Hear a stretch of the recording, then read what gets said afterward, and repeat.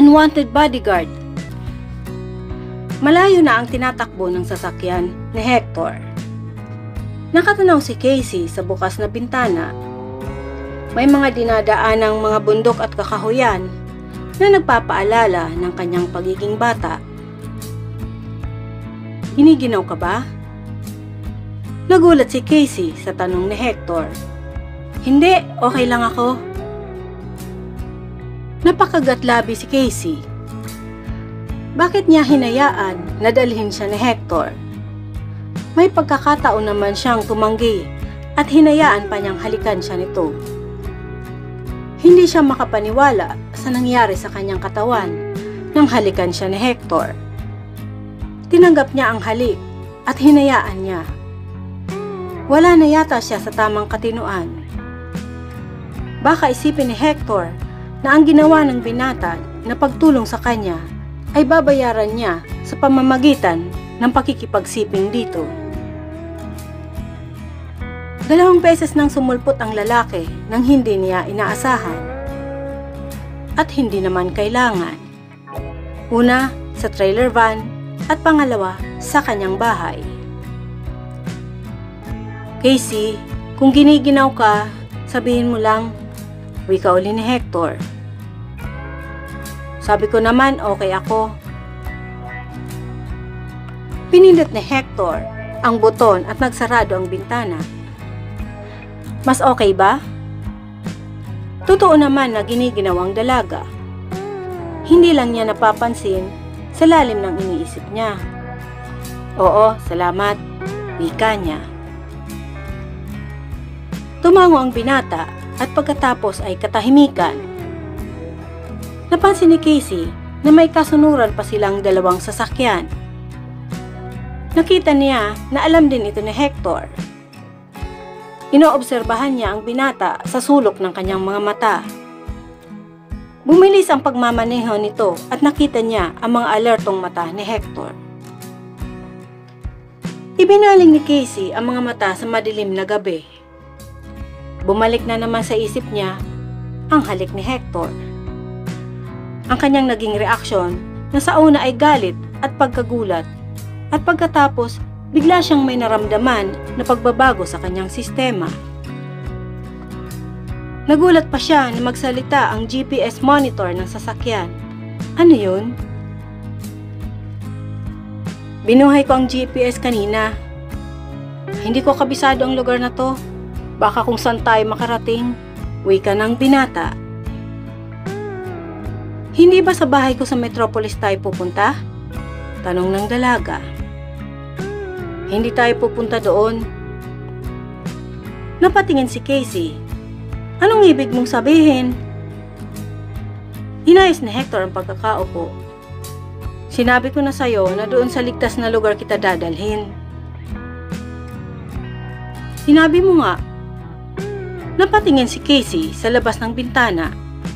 Nasa lugar sila na hindi pa niya nararating, pero nakikita niya ang mga dinadaanan, gas station, restaurant at motel.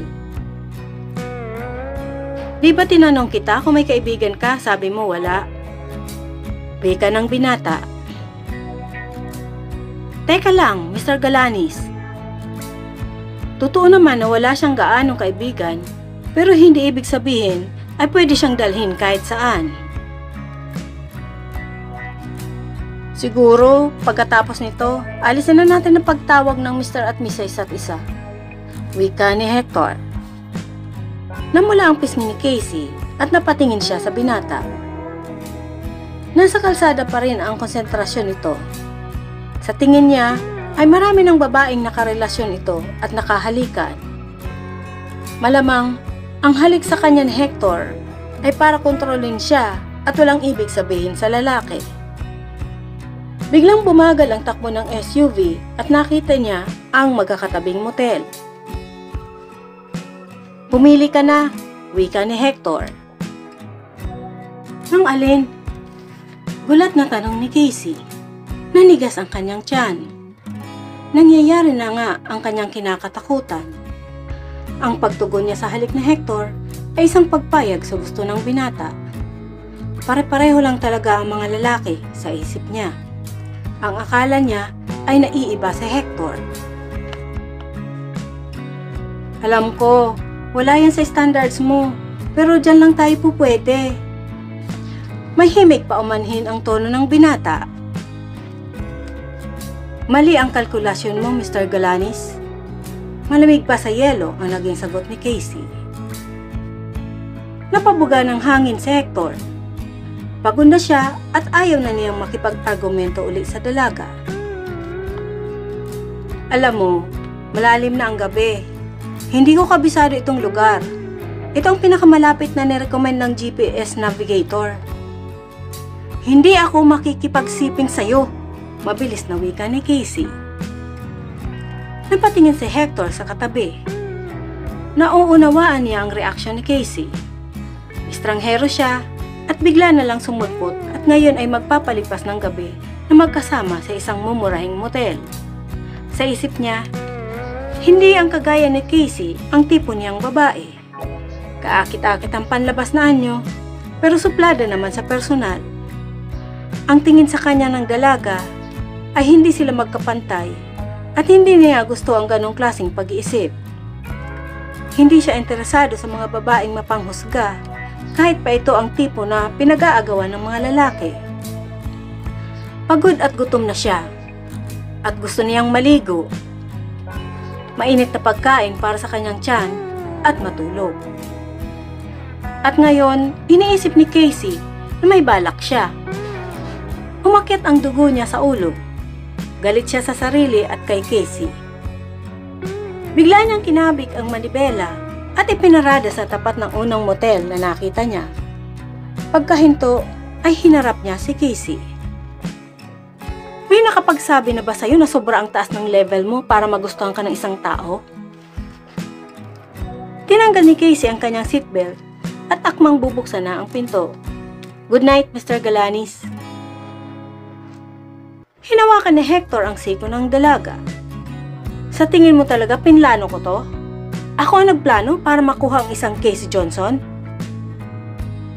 Kakadiri ka, namumulang wika ni Casey. O baka naman iniisip mo na paggala-gala ko para makahanap ng nangangailangan ng tulong para singilin. Bitawan mo ang kamay ko. Hinahatak ng dalaga ang kanyang siko. Makinig ka, Casey Johnson. Hindi ako interesado sa'yo. Naiintindihan mo? O baka gusto mong spelling ko pa? Damn you! Sinabi ng... Pinapalis ng dalaga ang isang kamay ang mahigpit na hawak sa kanyang siko. Naririnig kita! Naniningkit ang mga mata ni Hector at matigas ang mga panga na nagwika. Hindi kita gugustuhin kahit na kailan. At hindi mo rin makukuha kahit na kailan. Ganting wika ni Casey. Naintindihan mo ba, Miss Johnson? Kailangan baliw din ng isang lalaki para patulan ang isang egotistical psycho na kagaya mo. Salamat sa personality analysis, Galanis. Malamig na wika ni Casey. Siguraduhin mong isama sa bill ang pagiging bodyguard mo sa akin ngayong gabi.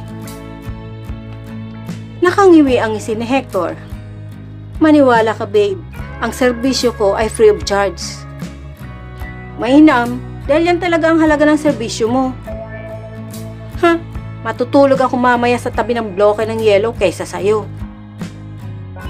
Ano man ang makakapagpaligaya sa'yo, Galanis.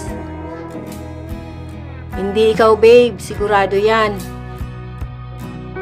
Napatras si Casey.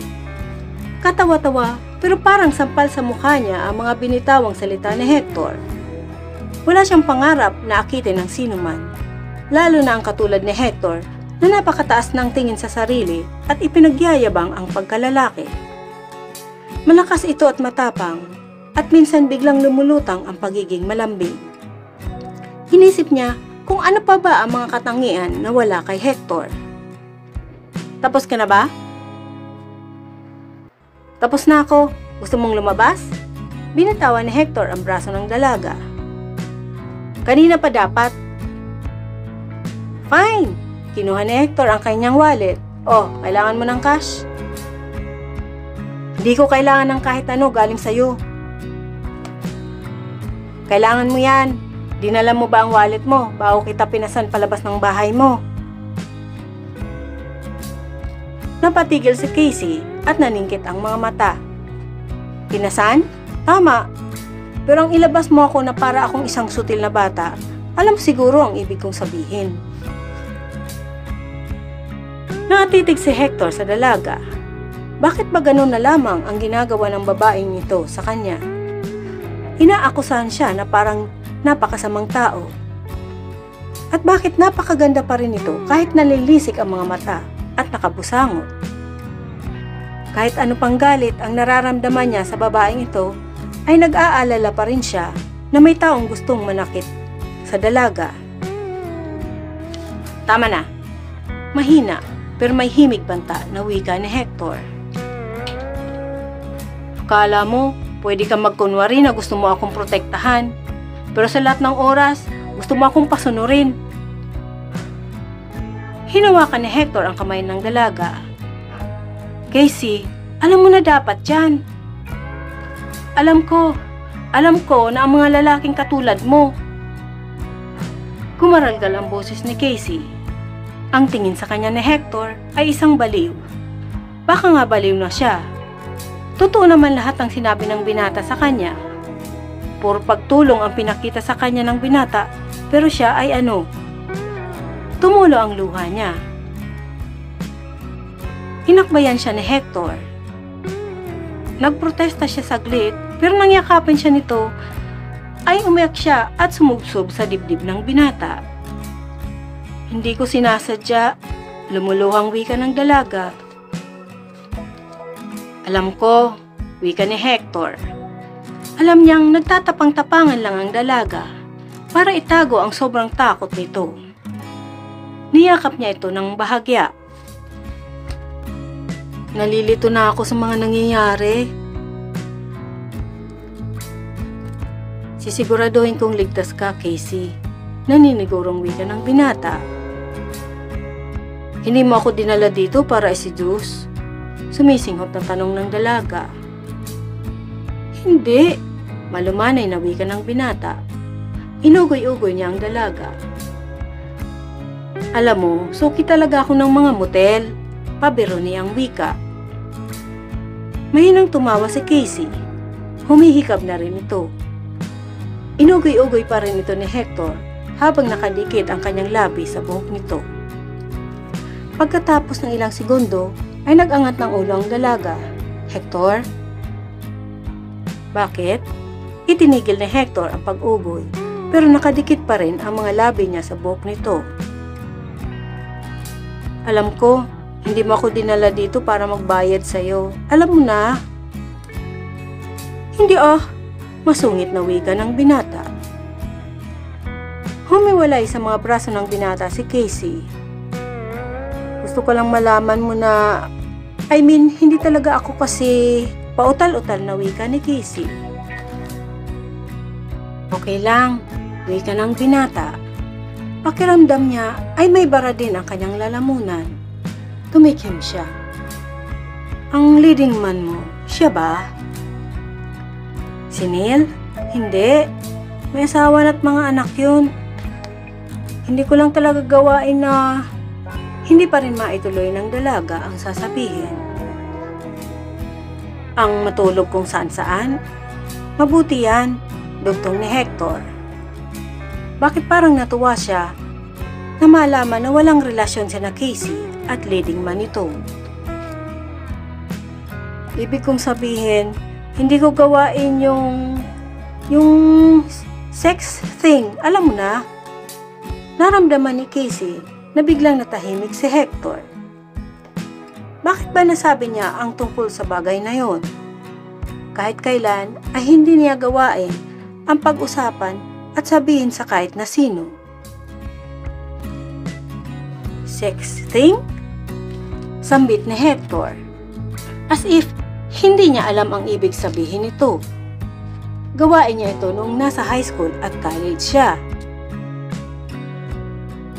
Napangiwi si Casey.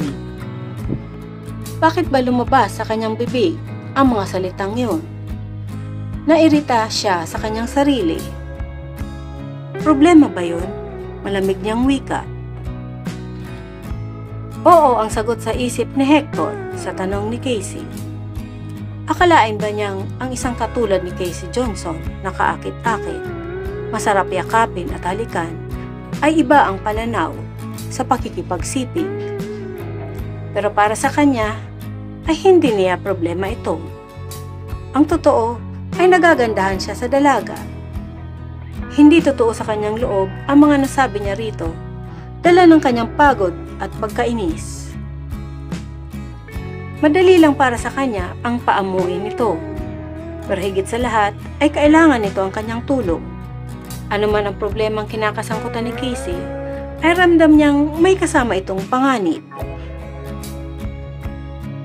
Pwede bang tigilan mo ng pagtawag sa akin ng Mr. Galanis?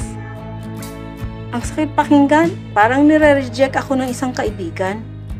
Himig pakiusap na wika ni Hector. O ano, deal?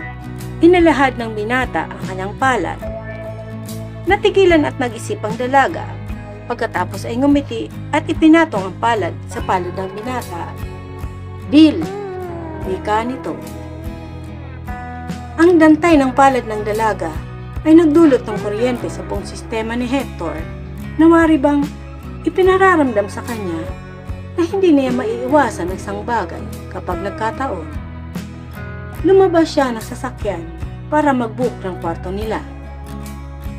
Pumasok si Hector sa reception area ng motel.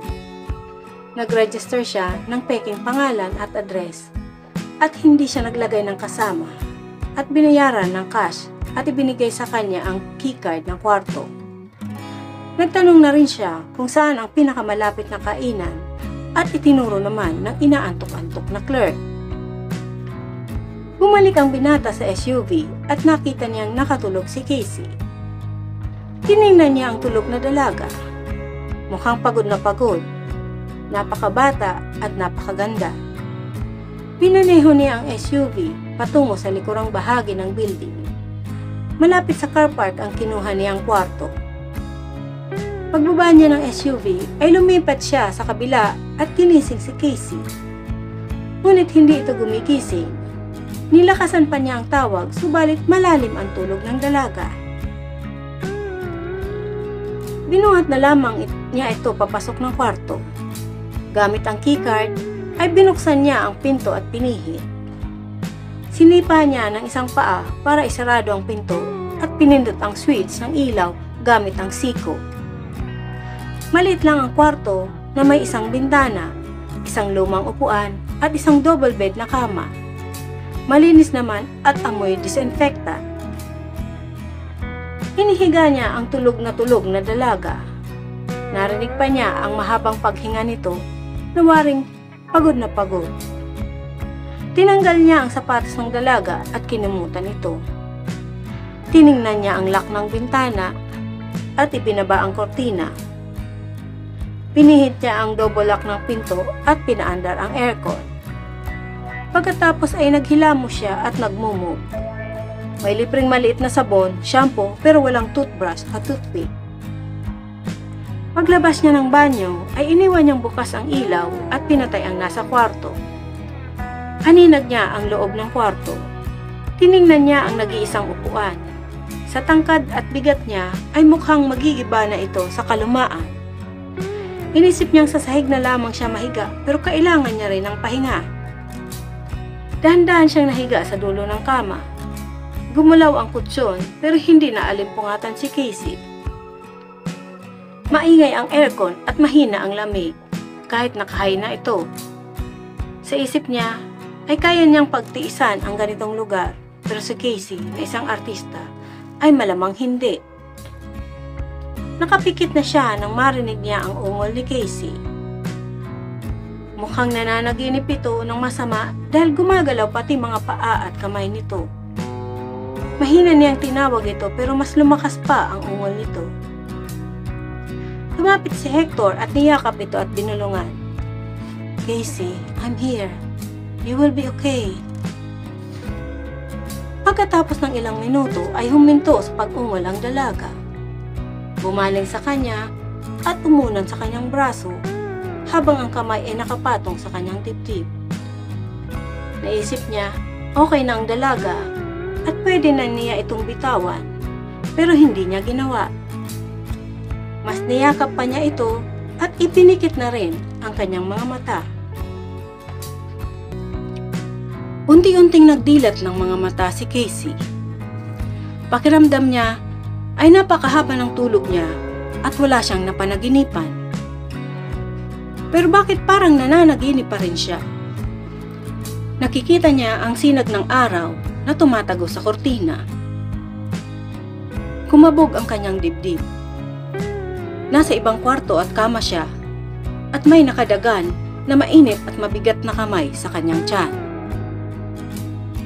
Morning! Isang malambing at baritonong boses ang bumulong sa kanyang tainga. Totoo nga, hindi pa naginip. Galit siyang kumawala sa yakap ni Hector, ngunit mas humigpit pa ang yakap nito sa kanya. Casey, natulog lang tayo sa iisang kama. Yun lang. Walang nangyari. Wala. Pabulong na wika ni Hector. Tumigil si Casey at humugot ng malalim na hininga. May mga damit pa rin tayo. Kung meron tayong ginawa, honey, wala kang makikitang saplot. Himig na tatawang wika ni Hector. Totoo naman ang sinabi ni Hector. May mga damit pa rin sila, pero nakapulupot naman ang braso nito sa kanya. Pero pakiramdam niya ay ligtas siya. Huminga uli ng malalim si Casey at hindi na inalis ang kamay na nakayakap sa kanya. Naniniwala ka na, honey? Pabulong at may lambing na wika ng binata. Tumango si Casey at napatitig siya sa mukha ng binata. Kumabog uli ang kanyang dibdib, pero hindi dahil sa takot. Napakagandang lalaki pala ni Hector. Para itong si David na nililok ni Michelangelo. Matangos na ilong, magandang forma ng bibig at mga labi. Magandang hugis ng panga, makapal na kilay, mahabang pilik mata, at itim na mga mata, at alon-alon na buhok. May mga maliliit ng bigote na tumutubo sa mukha ng binata. Walang sinabi ang mga machong model kay Hector. Magandang lalaki, matipuno, matapang at sexy. Isang makatwirang konklusyon para sa isang Hector Galanis. Anong iniisip mo? Nakangiting tanong ng binata. Namula ang mga pisngi ni Casey. Nahulaan yata ni Hector ang iniisip niya. Wala, sagot niya. Iniisip ko lang ang nangyari kagabi. Ang huli kong naaalala ay nakaupo ako sa sasakyan. Tama, wika ni Hector. Hinaplos niya ang malambot na buhok ng dalaga. Napakaganda pa rin ito pagkatapos ng lahat ng nangyari kagabi. At wala itong make-up. Pinilit huminga ng normal na Hector. Inilayo niya ang tingin sa mukha ng dalaga. Iniwan kita sa SUV kagabi para mag-book ng kwarto. Nang bumalik ako, ay tulog mantika ka na, kaya kinarga na lang kita. Hindi mo tuloy nakita ang deluxe at 6-star accommodation na napili ko. Tumatawang kwento ni Hector. Iisa lang pala ang kama kaya inihiga kita rito. Kaya naisip ko, sa malambot na sahig na lang ako matutulog o kaya sa mahabang sofa. Natawa si Casey sa kwento ni Hector. Iginala niya ang tingin at nakita niya ang maliit at lumang upuan. Kagaya ng upuan nila ng kanyang ina noon sa maliit nilang dampa. Nawala ang kanyang ngiti. Hinawakan ni Hector ang baba ng dalaga. Are you okay? Pilit nang umiti ang dalaga. Oo naman. Ang swerte mo pala, may dalawa kang choices. Napangisi si Hector. Oo nga. Kaya pinili ko ang choice number 3. nakihati sa dulo ng higaan mo. Nawala ang ngiti at naging seryoso ang mukha ni Hector. Pero nanaginip ka, umuungol ka. Naisip ko na hindi maganda ang panaginip mo. Kaya niyakap na lang kita at pagkatapos naging okay ka na. Ayaw sanang maniwala ni Casey sa sinabi ng binata. Pero sa itsura niya na nakaunan sa braso nito at nakayakap sa dibdib ng lalaki, ay maaaring totoo ang sinabi nito. Bakit pakiramdam niya ay ligtas na ligtas siya sa mga bisig ng binata? Napatitig siya rito. Bigla, naisip niya kung ano ba ang pakiramdam kapag hinawakan niya ang mga maiiksing balbas sa mukha ng binata. Magaspang ba o malambot? Madali lang niyang magagawa. Iaangat lang niya ang kanyang kamay at hipuin ito. Baka sakaling mawala ang nararamdaman niyang pangingilig sa kanyang dibdib. Casey, mahina at malambing na tawag ni Hector. Waring kinilig ang dalaga sa tono ni Hector. Baby, kanina mo pa ako tinititigan ng ganyan. At ano, biglang wika ng dalaga. Alam ni Casey ang dapat gawin. Ilalayo lang niya ang tingin sa binata, pero bakit iba ang ginawa niya? Casey, paungol na sambit ni Hector sa pangalan ng dalaga. Dumuko ang ito at bahagyang hinalikan sa labi ang dalaga. Narinig ni Casey ang sarili niyang ungol. Tumaas ang dalawa niyang kamay sa dibdib ng binata, sa mga balikat at sa mga pisngi. Ang sarap sa pandama ang maiiksi nitong balbas sa mga kamay niya. Ang mga labi nito sa bibig niya at ang malambing na tawag nito sa pangalan niya. Pumaimbabaw sa kanya si Hector. Paulit-ulit na sinasambit ang pangalan niya sa gitna ng paghalik-halik sa kanyang labi. Hawak nito ang kanyang mga pisngi at ganun din siya sa binata. Naging mapusok na ang mga halik ng binata at tinanggap niya ito. Gusto niya ang mga halik nito at gusto niyang mas matagal pa. Napaungol ang dalaga at ikinawit ang isang paa sa binata. Narinig niya ang ungol ni Hector kasabay ng mabilis nitong paghinga. Kumilos ang mga kamay nito at pumailalim sa t-shirt niya at hinimas ang kanyang dibdib. Pakiramdam ng dalaga ay nanigas ang kanyang dalawang korona sa dibdib at may namumuong tensyon sa kanyang puson.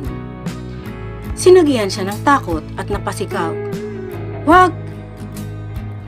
Matinding takot ang kanyang naramdaman. Inilayo niya ang kanyang bibig mula kay Hector. Natigilan si Hector. Umalis sa ibabaw ni Casey at pagkatapos ay tumayo. Binalot ng katahimikan ang buong kwarto. Gustong magsalita ni Casey pero wala siyang maisip. Unang nagsalita si Hector. Tanghali na, kailangan nating makaalis dito. Asap, malamig. Pero may diin na wika nito. Bumangon si Casey mula sa lumalagitnit na higaan. Malamig ang mga tingin ni Hector. Gusto niyang magpaliwanag pero paano niya ipapaliwanag na kahit siya ay hindi niya maintindihan ang nangyari sa kanyang sarili. Hector, I'm sorry. Hindi ko gusto ang nangyari. Tumingin ng diretso sa kanya si Hector. Kasalanan ko.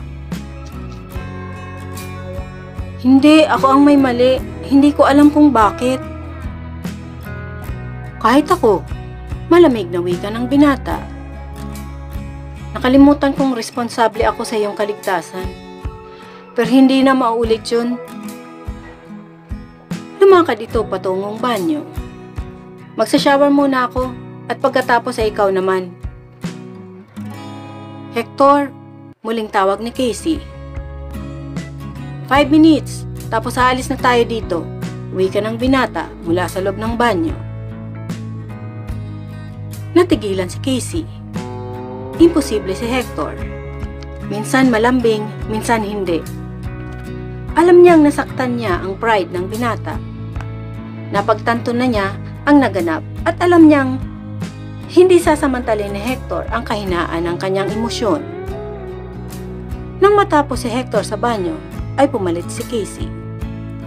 Habang nasa ilalim ng maligamgam na patak ng tubig, ay nasa isip niya kung anong kapalaran at dinala sa kanya ang isang Hector Galanis. Paano niya paaalisin ng binata? Mayabang nitong sabi sa kanya na bahala ito sa kanyang kaligtasan. Walang ibang may responsibilidad sa kanyang kaligtasan, kundi siya lamang. Pero gaano ito katotoo? Ano ang gagawin niya kung wala si Hector kagabi? Napapikit ang dalaga at itinapat ang mukha sa buhos ng shower. Ang laruang pusa ay higit na nagbigay ng takot sa kanya kaysa sa tinanggap niyang litratong sinira at sulat na pinadala sa kanya. Ang takot niya sa laruang pusa o kapareho nito ay walang ibang nakakaalam kundi siya lamang.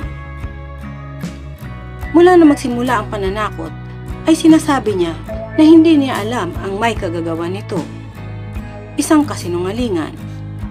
Alam niya at may ideya siya kung sino, pero hindi niya kayang sabihin sa iba. Narinig ng dalaga ang malakas na katok. 1 minuto na lang, Johnson. Malilipasan tayo ng agahan. Kumunot ang noo ni Casey nang marinig ang tawag sa kanya ng binata.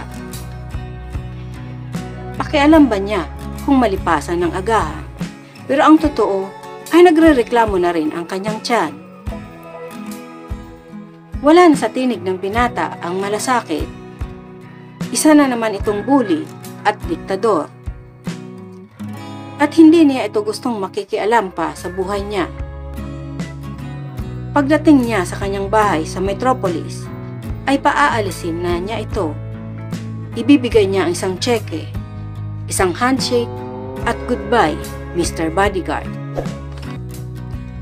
Nagalala si Hector na baka may makakilala sa dalaga. Ibinigay niya rito ang isa niyang sunglasses na naiwan sa dashboard. O, isuot mo muna ito. Tiningnan naman ito ng dalaga na parang noon lang nakakita ng sunglasses. Hindi ko kailangan yan, pero salamat sa offer. Bahagyang ngumiti ang binata. Medyo malaki ang sunglasses para kay Casey. Isuot mo na lang yan. Ang sabi ko, wag na. Muling tanggi ng dalaga. Gusto mo bang kumain o gusto mong may makakilala sa'yo at kumalat sa buong social media ang litrato mo? Wika ng binata. Pinandilatan siya ng dalaga at inagaw mula sa kanyang kamay ang sunglasses at saka isinuot. Oh, bagay naman pala eh. Nangingiting papuri ni Hector pero nakakunot naman si Casey. Tumigil sa isang gasoline station at nagpakarga ng gasolina ng sasakyan si Hector. Pumasok siya sa mini store at pagbalik ay may dala ng sombrero na may logo ng gasoline station. Itaas mo ang buhok mo at saka isuot ito, wika niya sa dalaga. Tiningnan naman ito ni Casey at bahagyang nanginig. Nakita niya kasi nasuot ito ng gasoline boy at binili lamang ni Hector mula dito. Pero kinuha din ito ng dalaga, ipinusod ang buhok at ipinatong sa ulo. Sinunyapan ni Hector ang dalaga. Wala nang makakakilala kay Casey Johnson bukod sa kanya. Alam ko, hindi mo nakasanayan yan, pero kailangan natin ng kaunting sakripisyo. Malamig niyang wika. Tumingin ang dalaga sa binata. Hindi mo alam kung anong nakasanayan ko. Mabilis na lumabas ng sasakyan ang dalaga at dumiretso sa bukana ng kainan. Agad na sumunod si Hector. Kung alam lang ni Casey na hindi rin niya nakasanayan ang matulog sa mumurahing motel. kumain sa mga maliliit na kainan, at lalong hindi niya gawain ang magsamantala ng kahinaan ng babae. Kung ano man ang nangyari sa kanila ni Casey kaninang umaga, ay nadala lamang siya sa ginawa ng dalaga. Hindi siya naniniwala na ayaw nitong makipagsiping sa lalaki. Ang tingin niya ay ginagawa ni Casey ang takamin ang isang lalaki hanggang sa mabaliw at makuha ang gusto. Malapit na sa pintuan ang dalaga nang hawakan ito sa braso ni Hector. "Kaya kong maglakad nang hindi mo tinutulungan, Galanis," pasinghal na wika ng dalaga. "Hanggat ako ang kasama mo," wika ng binata, at hindi nito binitawan ang braso ng dalaga. Tumingin ang dalaga sa kanya na wari bang ipinapahiwatig na hindi na magtatagal ang kanilang sitwasyon. Nagkibit balikat siya. Ayos lang naman sa kanya. Nang makaupo sila ay hindi pinansin ni Casey ang menu sa table. "Hindi ako nagugutom," wika ng dalaga, pero nag-order ng black coffee. Nag-order din si Hector ng marami. May kasama pang ngiti para sa waitress. Napansin ni Casey na parang kinilig din ang waitress. "Hector Galanis way," wika ng isip niya. "Dapat hindi mo ako isinama sa order. Sinabi ko nang hindi ako nagugutom," wika ni Casey nang makaalis ang waitress. "Narinig ko, hindi ako bingi. Hayaan mo lang ang pagkain sa mesa kung ayaw mo." Natahimik ang dalawa habang naghihintay ng pagkain. Nang dumating ang order, ay 2 order ng pagkain para kay Hector at isa ring order para kay Casey. Dinampot agad ni Hector ang kutsara at tinidor at nagsimulang kumain. Alam niyang nakatingin sa kanya ang dalaga. Pagkalipas ng ilang minuto, ay kinuha na rin ito ang napkin at kutsara at tinidor. Nagtaas ng kilay ang binata na waring sinasabing, "Kakain ka rin naman pala." Pinandilatan siya ng dalaga at parang batang nagwika, "Kasalanan sa Diyos ang nagsasayang ng pagkain." Naubos ni Casey ang pagkain. Naikumpara ni Hector ang mga babaeng model na nakadate niya.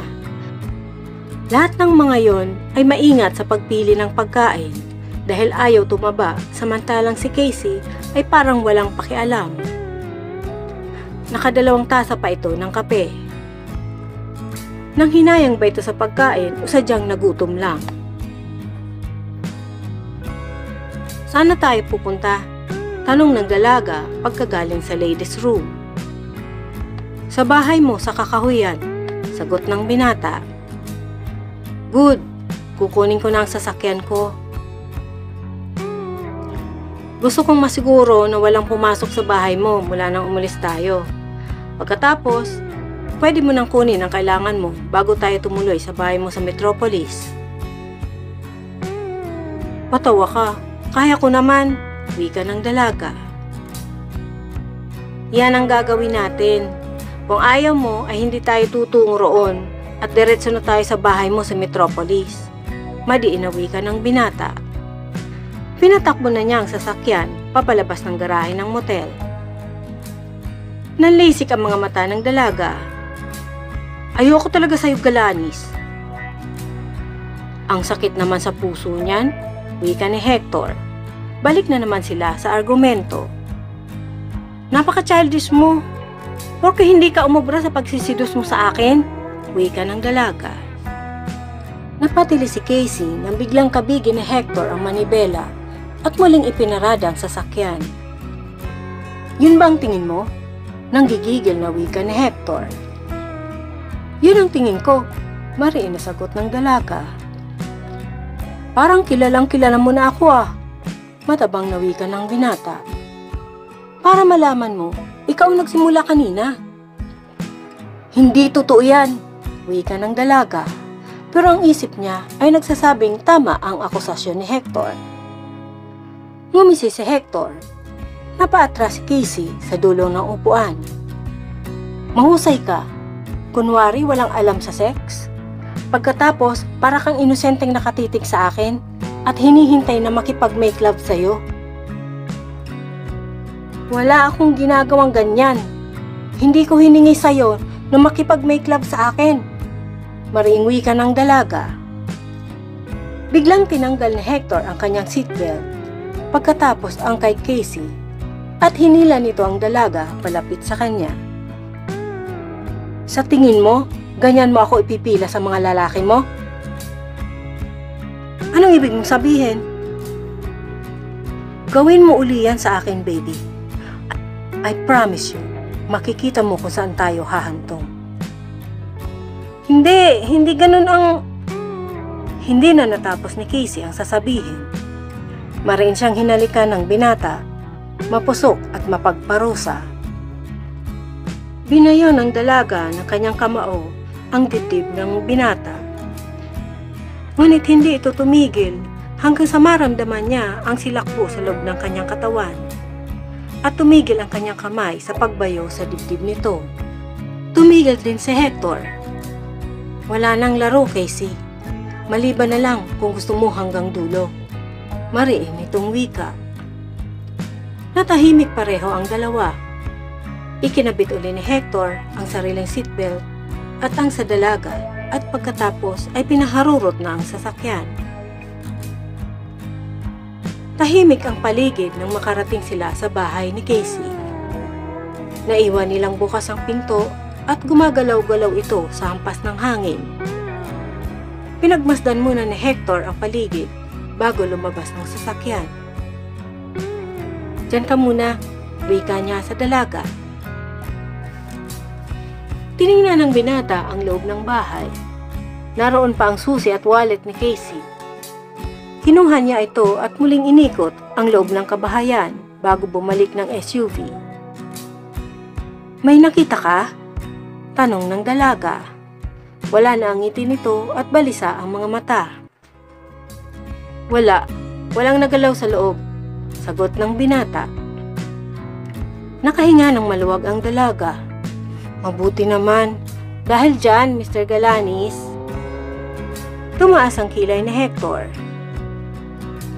Dahil dyan, Hector, pwede mo na akong iwanan. Hindi maaari, wika ng binata. Hindi ako magtatagal. Hindi na ako mag-i-stay dito. Kukunin ko lang ang aking sasakyan at uuwi na sa Metropolis, saad ng dalaga. Para ano? Para may madatnan ka na naman na katulad ng nakita mo rito. For God's sake, okay lang ako. Wala na ang malumanay na boses ng dalaga. Casey, ihahatid kita sa tirahan mo sa Metropolis. Kung makikita kong walang peligro doon, iiwanan na kita. Napatitig ang dalaga sa binata. Promise? Promise, wika ng binata. Pero hindi niya sinabi na may kausap na siyang kakilala na magbabantay kay Casey pag iniwanan na niya ito.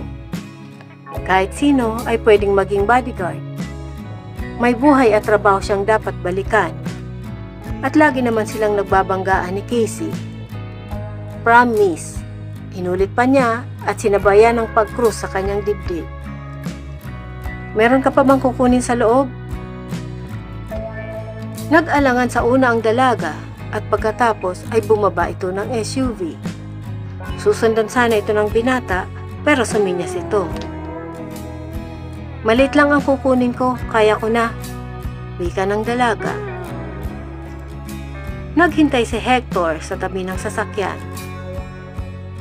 Baka nais dalhin ni Casey ang isang maletang cosmetics, pabango at damit. Ngunit mali siya nang inisip. Paglabas ng dalaga ay may bitbit ito sa kamay na maliit na picture frame. Yan lang? Tanong ni Hector na waring di makapaniwala. Ito lang, sagot ng dalaga. Maraming tanong ang pumasok sa isip ni Hector para sa dalaga. Pero nang makita niya, ang ekspresyon ng mukha nito ay nawala ang galit niya at hindi niya masabi. Nakalarawan dito ang kalungkutan, pagkabalisa at kawalan ng pag-asa. Okay, wika niya. Napayuko ang binata nang abutin siya ng dalaga at humalik sa kanya. Isang mabilis at malambing na halik na nagpasikdo ng dibdib niya. Pagkatapos ay umakyat ng dalaga sa SUV. Ipinasok ang litrato sa loob ng bag at ibinigay ang address ng condo unit na tinitirhan. At pagkatapos nito ay wala na silang kibuan hanggang sa makarating sa condominium na tinitirhan niya. Nang marating nila ang kinaroroonan ng condominium, ay pinigilan ni Hector na sumama ang dalaga. Dito ka lang muna sa sasakyan. Hindi sumagot ang dalaga. Waring malayo ang iniisip nito. Iniisip ni Hector na baka dahil sa halik nito sa kanya o inaalala nito kung ano ang dadatnan sa loob ng unit. Naisip rin niya na baka dahil sa pag-alis niya. Hindi siya pwedeng magtagal dahil sa naghihintay niyang negosyo at ang bakasyon niya sa Europa. Para silang tubig at langis ni Casey. Pagkatapos niyang masiguro ang lugar, ay ito-turn over niya ang trabaho sa isa niyang kinuhang bodyguard para kahit wala na siya, ay may magbabantay kay Casey. Maliit lang ang unit ni Casey, pero para itong high-end hotel suite. May living room, dining room, kitchen at lavatory sa first level. Malinis at walang nagalaw. Umakyat siya sa second level kung saan naroon ang kwarto ni Casey. Ang banyo ay maayos. Ang isang kwarto na mukhang opisina ay maayos din. Ang last room niyang bubuksan ay malamang kwarto na ni Casey. Binuksan ito ni Hector at natigilan siya. Sabog-sabog ang mga gamit sa loob. Nakabukas lahat ng mga drawers at cabinets. Nakasaboy sa sahig ang lahat ng mga laman. May mga nakasulat na masasamang salita sa dingding na animoy sinulat sa dugo pero kulang pintura pala. At ang kama ay tadtad ng saksak ng isang matalim na bagay. Oh my God! Napalingon si Hector. Nasa pintuan na si Casey at namumutla dahil sa nakita. Nilapitan niya ito at hinawakan sa braso. Hinakay ito pabalik sa SUV at niyakap. Hinahagod ang likod ng nanginginig at umiiyak na dalaga. Casey, andito ko. Walang makakagalaw sa'yo. Mahigpit ang yakap ng dalaga sa liig ng binata. Nanginginig ang katawan at umiiyak. Bakit? Bakit? Shh, baby. Wika ng binata. Mahigpit niya itong yakap at tinugoy-ugoy. Kung pwede lang, ibalik niya ang oras para hindi nakita ng dalaga ang nangyari sa kwarto nito. Kung nandito sana siya nang mangyari ito para magbayad sa mga kamay niya, ang taong naglapastangan sa kwarto ng dalaga. Makalipas ng ilang minuto, ay huminto na sa panginginig at pag-iyak si Casey. Hinawakan ni Hector ang magkabilang pisngi ng dalaga at tinitigan ito sa mga mata. Casey, sino ang may gawa nito, honey? Sino ang may gustong manakit sa'yo? Bumuka ang bibig ni Casey at pagkatapos ay umiyak uli at sumubsob sa liig ng binata. Hindi ako pwedeng tumira dito. Tumango ang binata. Hindi na, kalmadong wika niya. May hotel na malapit dito, wika ng dalaga. Hindi ka rin pwede ron, sagot naman ng binata.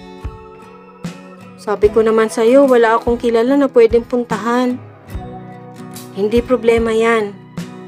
Hindi ka pwede rito at kahit sa kalapit na syudad.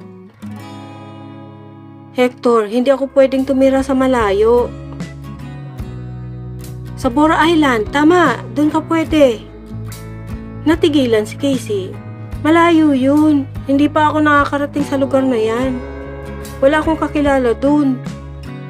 Wala akong plane ticket. At saka may pelikula pa ako. May kontrata pa ako.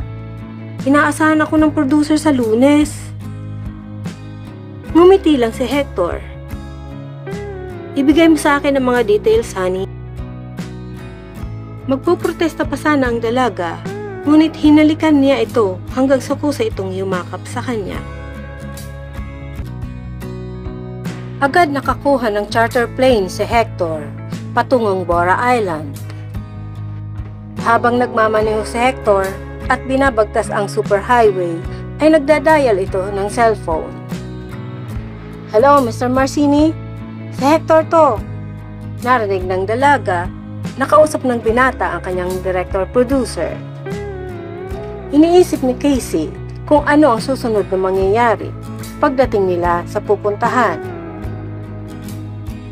Hindi papayag si Direk na wala ako sa promotion, wika ng dalaga pagkatapos mag-usap ni Hector at ang producer. Kinuha ni Hector ang isang kamay ng dalaga at hinalikan. Stop worrying, ako ang bahala.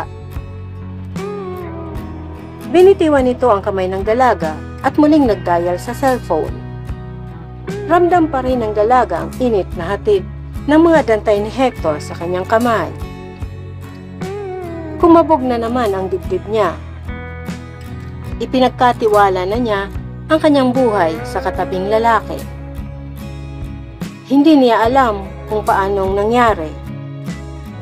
Hindi niya binigyan ng permiso ang binata na magdesisyon para sa kanyang buhay at hindi rin ito humingi ng permiso sa kanya. Napalunok ang dalaga. Hindi niya gusto ang mala roller coaster na buhay kasama si Hector. Binalingan niya ang binata. Hector? Yes? Wika nito. Malapit sa beach, isang private at may security system. Kailangan ko rin ng sasakyan na maghihintay sa airport. Narinig ni Casey ang mga sagot ng binata sa kausap. Walang gumagawa ng desisyon para sa kanya, lalo na isang lalaki. Hector, matalas niyang tawag. Dapat tayong mag-usap.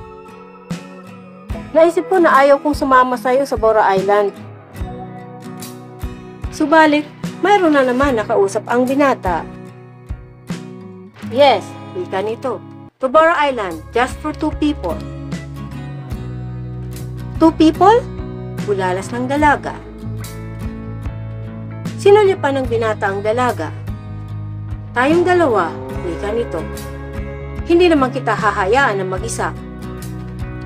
Natigilan na napatingin sa binata ang dalaga. Hindi na niya alam kung ano ang iisipin. Pumasok sa isang private gate ang sasakyan ni Hector para sa mga chartered flights. Uupa tayo ng eroplano? Gulat na tanong ni Casey. Sa tingin mo ba makakaligtas ka sa mga mata ng social media kung sasakay tayo ng commercial flight? Sagot ng binata habang tinatanggal ang sariling seatbelt. Malalaman din nila kapag nakita nila ang credit card ko, wika ng dalaga. Tatanggalin na niya ang kanyang seatbelt pero mabilis na ginawa ito ng binata. Gagamitin ko ang akin. Pero mahal ang chartered flight. Nakagat ni Casey ang ibabang labi. Ayaw niyang insultuhin si Hector, pero malaking halaga ang upa ng mga chartered flights. Walang limit ang card ko. Wala rin lang sa akin, mabilis na wika ng binata. Nawala ng kibo ang dalaga. Nagtatanong na ang isip niya. Anong klaseng buhay mayroon si Hector? Hinawakan ng binata ang kanyang kamay at lumakad na sila. Ibinaba pa ni Hector ang suot na sombrero ng dalaga sa mukha nito. Sa likod lang kita, mahinang wika ng binata. Ako lang ang makikipag-usap. Binitiwan ng binata ang kamay ng dalaga at pagkatapos ay lumapit at ngumiti sa bata pang babaeng staff sa counter. Hi, bati ng binata. I'm Hector Galanis. Tumawag ako kanina. Oh, Mr. Galanis, nakaredy na ang papers dito. Nakangiti ang babae at hindi naman pansin si Casey na nakatayo sa isang tabi. Napansin ito ni Casey. Siyempre, ang atensyon ng babae ay kay Hector na nakikipag-flirt sa babae. Ano naman, bodyguard lang naman niya ito. Strictly business ang kanilang relasyon. Meron ba siyang dapat asahan? Tanong ng isip niya. Never. Pabulong niyang sagot sa sariling tanong. Ngunit nasa tabi na rin pala niya si Hector at hawak na ang kanyang siko. Never? Ano yun? Mahinang tanong ni Hector. Ayaw mo bang malaman ko? Ilalayo sana ng dalaga kanyang siko, pero mas humigpit pa ang hawak dito ng binata. Lumakad ka lang. Baka gusto mong magpaalam sa bago mong kaibigan. Tumawa si Hector. Bakit honey, nagsiselos ka? Asa ka? Suplad ang wika ng dalaga. Naghihintay na sa kanila ang eroplano. Hawak ni Hector ang dalaga na lumakad palapit sa eroplano. Pagpasok natin sa eroplano, diretso ka agad sa cabin. Wika ng binata. Bakit? Susundan ka ba ng bago mong fan para magpaalam sa isa't isa? Tumawa si Hector. Ang galing ko, di ba? You mean, nakuha mo ang buong atensyon niya? Para hindi ka niya pansinin. Ang galing mo nga. Naiinis na wika ng dalaga. Bakit ba siya naiirita? Narating na nila ang eroplano. Naunang umakyat si Casey, kasunod si Hector. Isang magandang cabin ang nakalaan sa kanila. Naiinis ka sa kanya kasi inalayo ko ang atensyon sa'yo ng batang yun. Hindi na siya bata. May paraan naman para hindi niya ako mapansin. Hindi yung nakipag-flirt ka pa. Napangisi si Hector. Ka dyan. Nag-cruise ng braso ang dalaga. Basta hindi magandang tingnan. Alam naman niya na magkasama tayo. Dugtong ni Hector. Hindi yun ang ibig kong sabihin. Biglang hinawakan ni Hector ang magkabilang pisngi ng dalaga. Hinalikan ito, mainit at malalim. Hindi siya tumigil hanggat hindi narinig ang ungol ng dalaga at kusang kumapit ang mga bisig nito sa kanyang leeg. Alam ko ang ibig mong sabihin. Wika niya kasabay ng paghimas sa mga balikat ng dalaga. Huminga siya ng malalim at bumitiw. Maupo ka kahit saan mo gusto. Kalmadong wika niya na parang walang nangyari. Kakausapin ko lang ang piloto. Sinundan ng dalaga ang mayabang at lalaking lakad ng binata. Ang lakas ng kabog ng dibdib niya. Ano ang ginagawa niya? Pupunta sa isang private resort kasama ang lalaking ito. Ano ba ang nalalaman niya tungkol kay Hector? Bukod sa kaya nitong kausapin ang kanyang producer para baguhin ang schedule ng movie promotion niya, parang sanay na sanay sa mumurahing hotel hanggang sa pag-book ng mahal na chartered plane. Hindi kaya may bagong panganib sa kanya? Naisip niya na bumaba ng eroplano habang may oras pa. Pero pabalik na si Hector at naupo na ito at dumampot ng isang magazine. All set, wika nito. Nag-atubili ang dalaga pero naupo na lamang siya ng malayo sa binata. Ilang minuto pa ay nasa himpapawid na sila. Nakatulog ang dalaga sa biyahe. Nanaginip siya na kinukumutan siya ni Hector at hinilagan sa noo. Nagising siya nang maramdaman ang kamay ng binata sa kanyang braso. Malapit na tayong maglanding. Kung gusto mong gumamit ng banyo, ngayon na, wika ng binata. Tinanggal ni Casey ang nakatakip na kumot sa kanya. Hindi pa naginip, wika ng isip niya. Tinanggal rin niya ang seatbelt at pumunta ng lavatory. Nanginig siya nang mapatingin sa salamin. Magulo ang kanyang buhok, maputla ang mukha, at 2 araw na siyang hindi nagpapalit ng damit. Kailangan niyang makahanap ng mall sa kanilang pupuntahan para makabili ng damit, pero bumagsak ang kanyang balikat.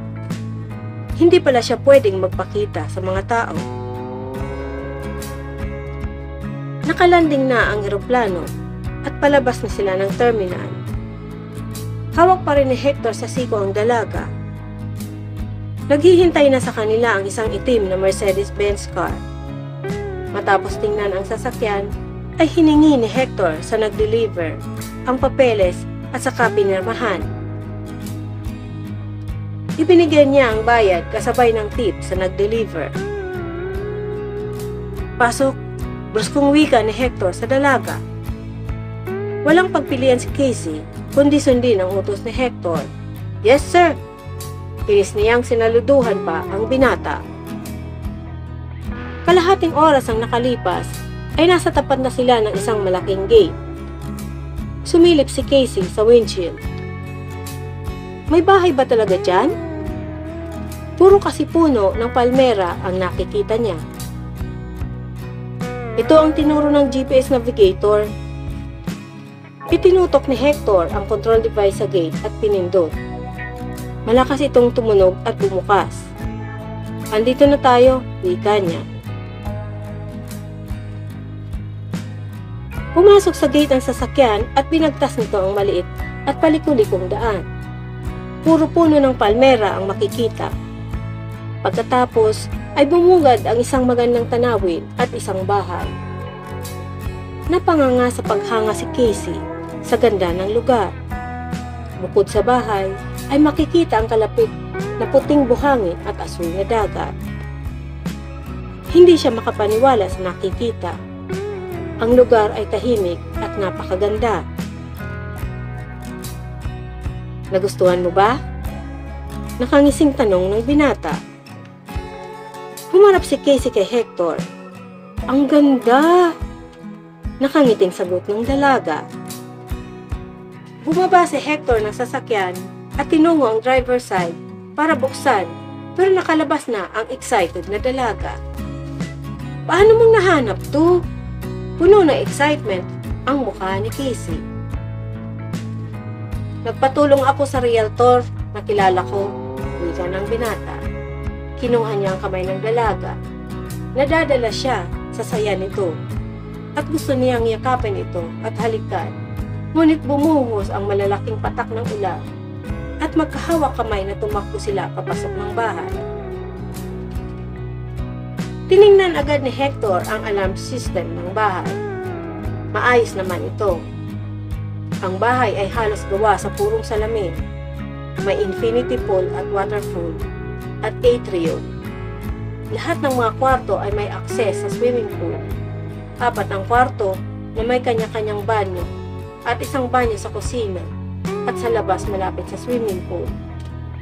May dining room, kitchen, wine room, library, at media room. Ang living room ay kasing laki ng isang basketball court na pwedeng hatiin sa dalawa gamit ang push button.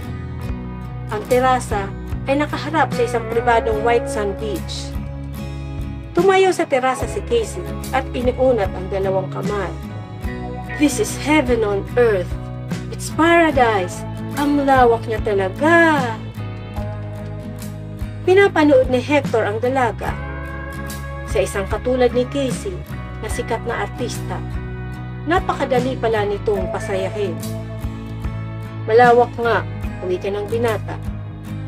Pero minsan, hindi natin alam kung kailan natin kailangan ng extra space. Tumawa ang dalaga.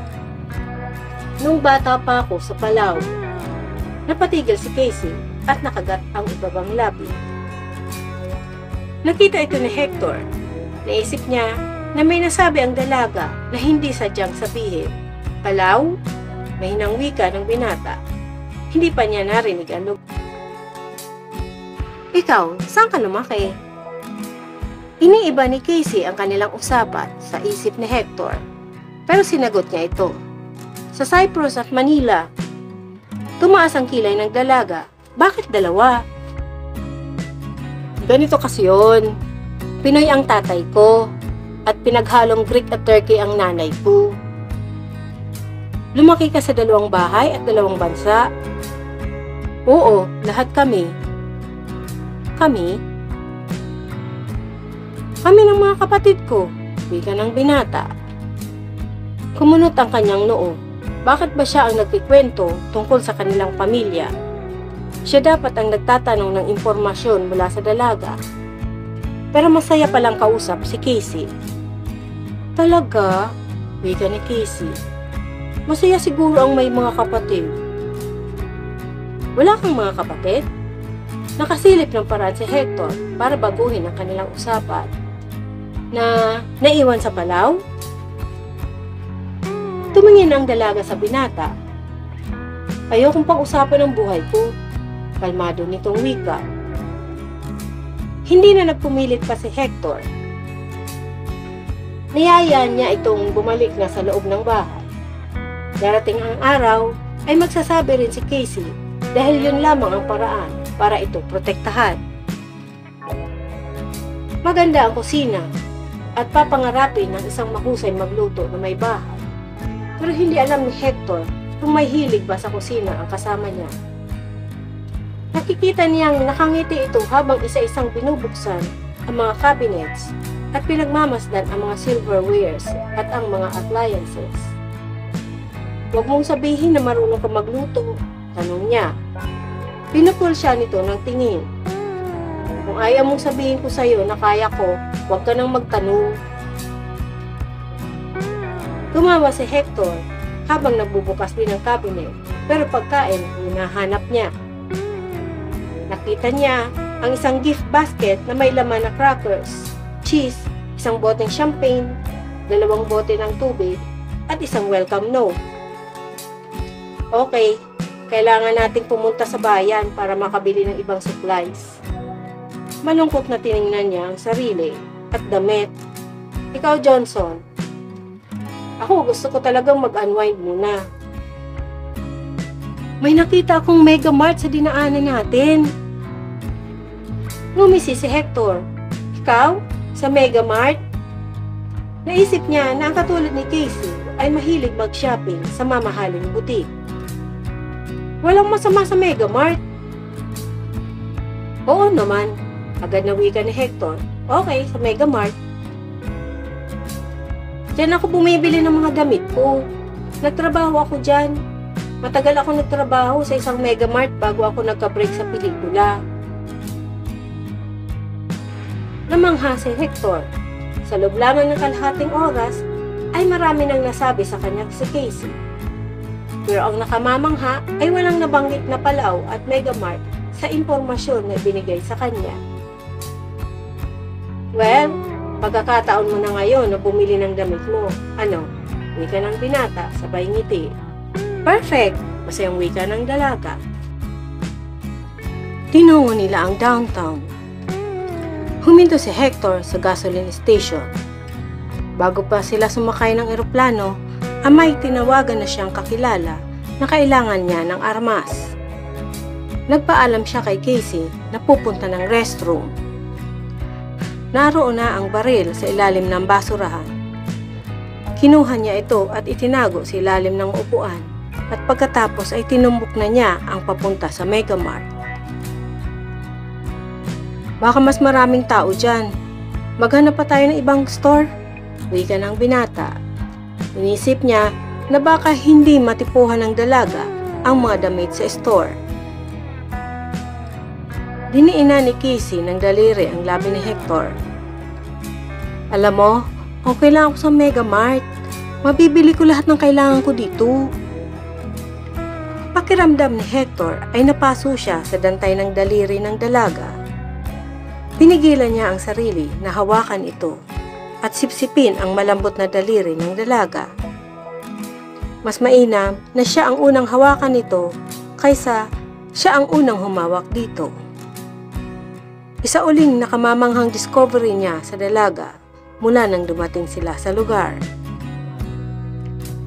Kinuha ni Casey ang lahat ng kailangan niya: shorts, t-shirts, sandals, hoodie jackets, undies. Napatingin si Hector sa hawak na undies ni Casey. Hindi niya maiwasan na hindi ma-imagine ang dalaga na suot ang mga iyon. O kaya wala itong suot. Dumampot ng toothpaste, shampoo at toiletries ang dalaga. Ganon din ang kay Hector. Kumuha uli sila ng isa pang cart para naman sa groceries. Kumuha sila ng alak, steaks, eggs at bacon, butter at coffee. Dinagdagan pa ito ni Casey ng mga gulay na pangsalad. Namangha si Hector.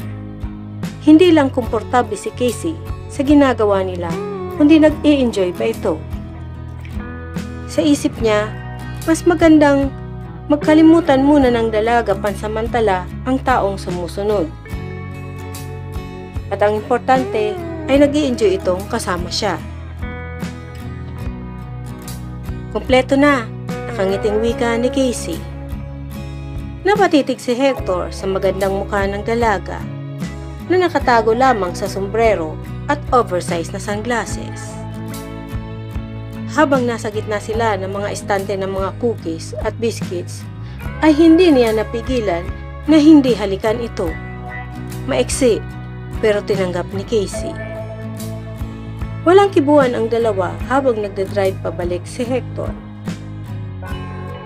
Nagtatanong sa sarili si Hector, bakit niya hinalikan sa gitna ng grocery store si Casey? Hindi niya gawain yun, lalo na sa mataong lugar. Marami na siyang nakarelasyong babae, pero ni isa sa mga ito ay hindi magtutulak ng cart sa grocery store at magsusuot ng simpleng damit. Huminto siya nang mag-red light ang traffic light. Napatingin siya sa magkakahilerang sikat na coffee shop, jewelry store at boutique. Napadako ang mga mata niya sa gown na nakadisplay sa boutique. Bagay kay Casey ang mga ito.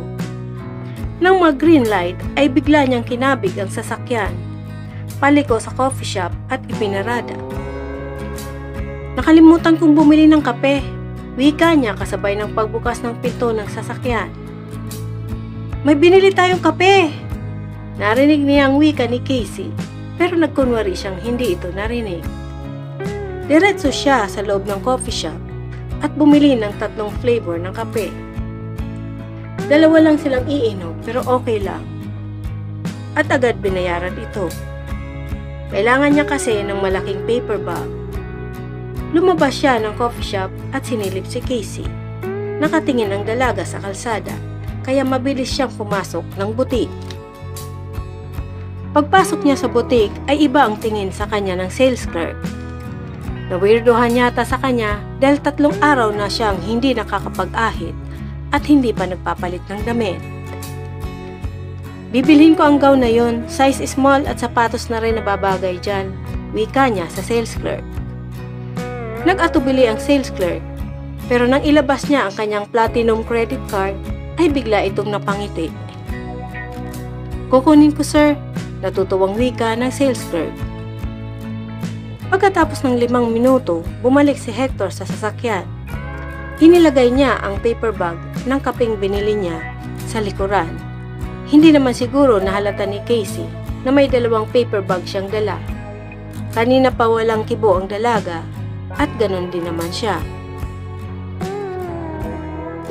Tuluyan na kaya magkasundo ang 2 bida? Abangan sa susunod na kabanata.